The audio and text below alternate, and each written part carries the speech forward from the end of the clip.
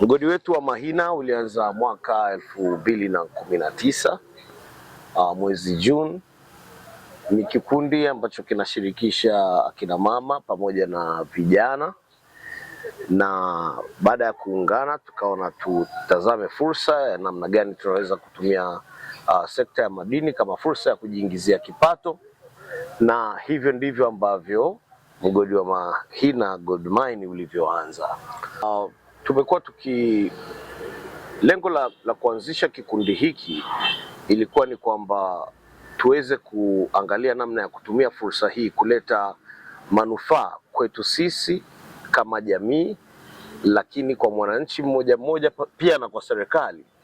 Kwa hiyo matokeo yake ni kwamba tunachangia kwa namna ngapi? Tunachangia kwamba tunatoa mirabaa, tunatoa maduhuli yote ya serikali, tunafanya CSR, na pamoja na hayo tunatoa ajira kwa watu. Pale tunaajiri zaidi ya watu 400 au 500.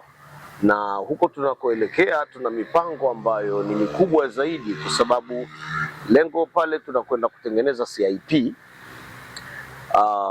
alafu tunakwenda kutengeneza umeme wa megawatt 4 ambao unaweza kusupply umeme hii Masumbwe nzima, kwa sababu pia Mheshimiwa Rais alisema kwamba tunahitaji umeme na tunahitaji namna ambayo watu watazidi kuchangia katika umeme. Kwa hiyo sisi tunatengeneza nishati mbadala, tunakwenda kutengeneza umeme wa sola megawatt 4 pale Mahina. Na tayari tuko katika hatua za mwisho sana, tukishirikiana na wadau mbalimbali. Kwa hiyo hicho ndio kitu ambacho tunataka kukifanya. Ule mradi pia utaajiri watu, achana tu na madini. Ule mradi tu wa megawati 4 utaajiri watu, utaajiri mama ntilie, kama ambavyo sasa hivi tunaajiri mama ntilie, utaajiri watu mbalimbali. Kwa hiyo hicho ndio kitu ambacho tunakifanya, kwamba cha kwanza ajira, hasa kwa vijana, hasa kwa kina mama, na tunakwenda zaidi mbali kwenye masuala ya kijamii. Tumejenga zahanati, tumejenga vyoo vya shule.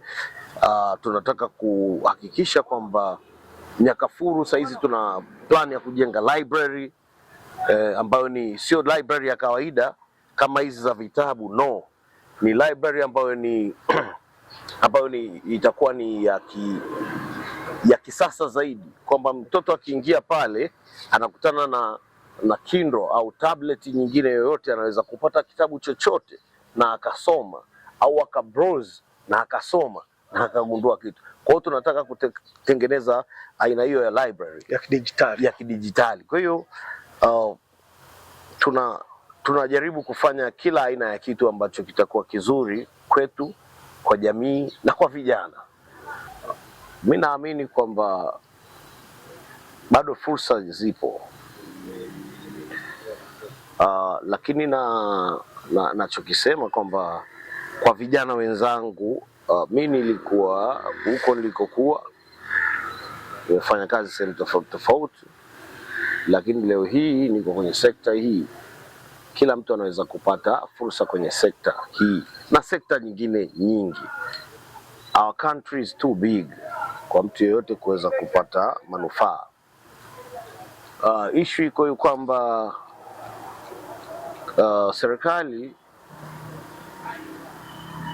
inapaswa kujiinvolve tu, kwamba izidi kututangaza kama hivi, vijana waweze kuona fursa kama hizi, and then tuweze kumove, na kuna fursa nyingi zaidi ya hizi.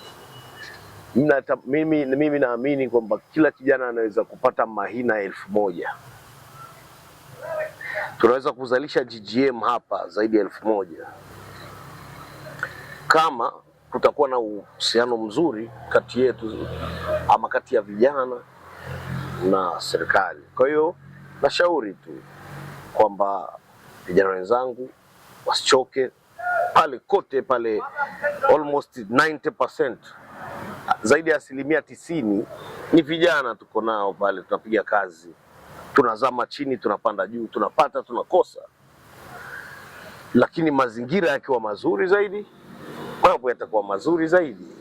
Kwa hiyo kuna mambo lazima yawe wazi tu hivyo. Alafu nawashauri kwamba vijana wasiogope chochote, wasiogope chochote, kila kitu kiko wazi. Madini saizi serikali imefungua fursa kwa kila mtu, mtu yote anaweza kujiengage. Kwa hiyo wote kwa pamoja, kama nilivyokuwa mimi nilikuwa mwandishi wa habari tu wa kawaida, lakini leo hii ni miliki wa mgodi. Kwa wengine wote pia wanaweza kufanya hiyo. Tuendelee kupeana moyo, tuendelee kushawishiana, tuendelee kuoneshana mifano. Mujibu wa Zaburi inasema, kuna sehemu sikumbuki namba ngapi, lakini inasema life is more precious than silver and gold. Hiyo ndo imani yetu sisi wana Mahina. Maisha yana thamani kuliko fedha na dhahabu. Kwa kabla hujaingia duarani au hujaenda kufanya kazi nyingine yoyote, ni lazima tuhakikishe kwamba usalama wako ndo kitu cha kwanza, kwa sababu dhahabu tunaweza kuirudisha, silver tunaweza kuirudisha, lakini hatuwezi kurudisha uhai. Hata awe nani, hata awe si nani huko mnamjua, huko kote hamna mtu wa kurudisha uhai. Kwa sisi uhai wa mtu ni kitu cha kwanza, baadaye ndio inafuata fedha na dhahabu. Kwa wao wajue kabisa kwa migodi ya kwetu, sisi kama wazao wa nchi hii tunajaribu kulinda uhai wa kila mtu kwa namna yoyote ile, hasa kazini. Mwandishi, hakuna kitu mimi ambacho kinaniuma kama nifike sehemu eti nampeleka mtoto wa mtu akazikwe kwa sababu alikuwa anafanya kazi kwangu. Kitu kibaya kinaumiza, kwa sababu mimi na watoto pia.